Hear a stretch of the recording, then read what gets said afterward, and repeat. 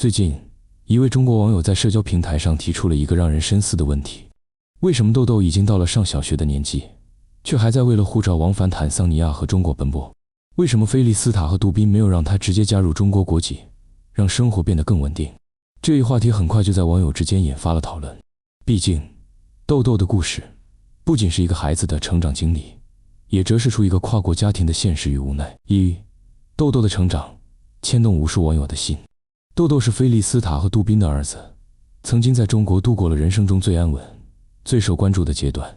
那个时候，菲利斯塔常常在镜头里分享一家人的生活，网友们看到豆豆学说中文，模仿爸爸做事，都会被这个聪明可爱的孩子感染。但随着菲利斯塔被迫离开中国回到坦桑尼亚，一切都变了。杜宾带着家人之间的牵挂继续留在镜头之外，而豆豆的消息也越来越少。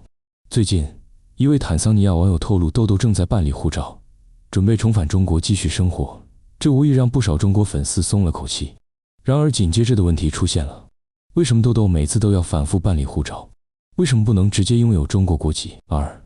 国籍问题背后的法律现实。从法律角度来看，中国实行的是单一国籍制度，也就是说，中国公民一旦加入其他国家国籍，将自动丧失中国国籍。豆豆的情况比较特殊，他的父亲杜宾是中国人，而母亲菲利斯塔是坦桑尼亚人。根据中国国籍法第4条的规定，父母一方为中国公民，本人出生在中国的，具有中国国籍。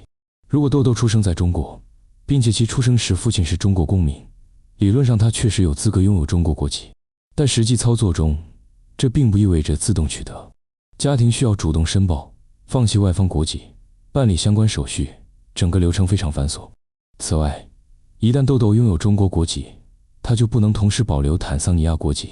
这对菲利斯塔来说，意味着要让孩子在中国和坦桑尼亚之间做出选择，这是任何母亲都不愿看到的事儿。跨国家庭的两难抉择。对于杜宾和菲利斯塔来说，豆豆的国籍问题不仅仅是法律问题，更是一种情感上的抉择。杜宾可能希望孩子拥有中国国籍，能在中国接受教育，享受稳定的生活，而菲利斯塔作为坦桑尼亚人，也许更希望豆豆能保持与自己故乡的联系，毕竟那是他的根，也是豆豆一半血脉的来源。这种情况在跨国家庭中并不少见。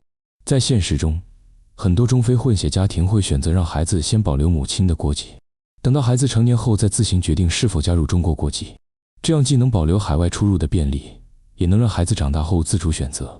从这一角度看，菲利斯塔和杜宾的决定也许是出于长远考虑，而不是一时的拖延。护照往返背后的现实困境。虽然网友们理解家庭的情感，但还是有很多人质疑，既然豆豆现在主要在中国生活，那为什么还要频繁往返坦桑尼亚办理护照？原因其实很简单，豆豆目前的身份是外国人居留签证，这类签证通常有时效性，一般为6个月到1年不等，到期必须出境续签。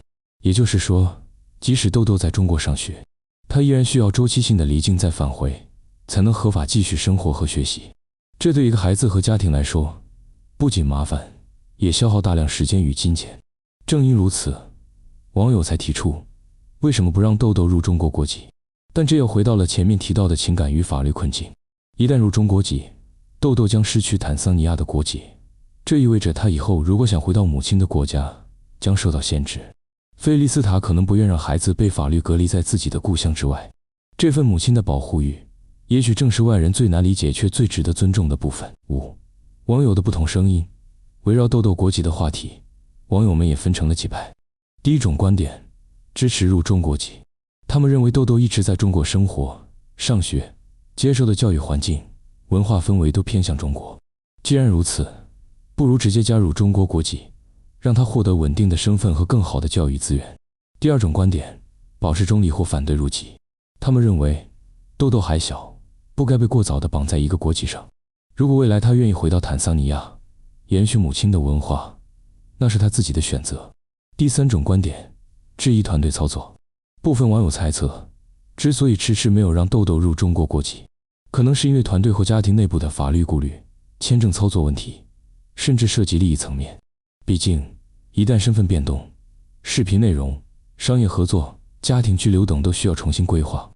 结语：国籍之外是家的方向。国籍只是一本护照，但家的意义却更深。对豆豆来说，中国是他成长的地方，坦桑尼亚是他母亲的家乡。无论他最终选择哪一个国籍，他始终有2种文化的血脉，那是他与生俱来的财富。也许，在网友的视角里，国籍问题是对错的选择，但在父母的眼中，那是孩子一生的路。有时候，沉默和谨慎，正是他们保护孩子的方式。未来，无论豆豆最终在哪里上学，在哪个国家生活，希望他都能健康成长，也希望菲利斯塔一家能早日团聚，让跨越国界的爱重新回到一个完整的家。